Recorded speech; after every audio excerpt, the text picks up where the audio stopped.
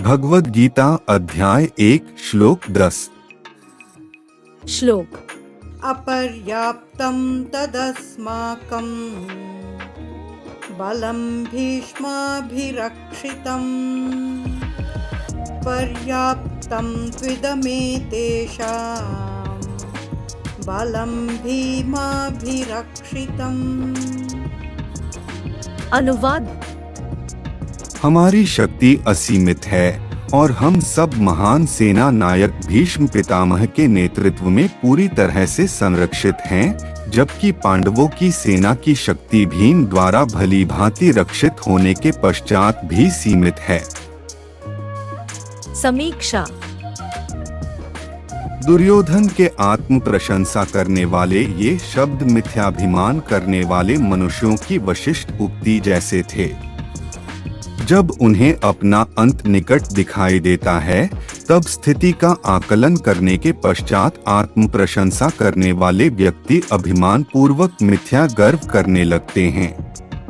अपने भविष्य के प्रति अनर्थकारी व्यंग्योक्ति दुर्योधन के कथन में तब अभिव्यक्त हुई जब उसने कहा कि भीष्म पितामह द्वारा संरक्षित उनकी शक्ति असीमित थी। भीष्म पितामह कौरव सेना के प्रधान सेनापति थे।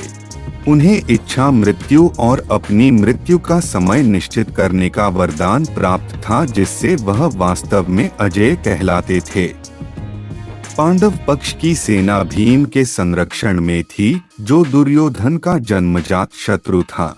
भीम की अल्प शक्ति की तुलना की। भीष्म कौरव और पांडवों के पितामह थे और वे वस्तुतः दोनों पक्षों का कल्याण चाहते थे। पांडवों के प्रति करुणा भाव भीष्म पितामह को तन्मयता से युद्ध करने से रोकता था। वे यह भी जानते थे कि इस धर्म युद्ध में भगवान श्री कृष्ण पांडवों की ओर से उपस्थित थे और संसार की कोई भी शक्ति अधर्म का पक्ष लेने वालों को विजय नहीं दिला सकती। इसलिए भीष्म पितामह ने अपने नैतिक उत्तरदायित्व का पालन करने और हस्तिनापुर एवं कौरवों के हित की रक्षा हेतु पांडवों के विरुद्ध युद्ध करने का निर्णय लिया।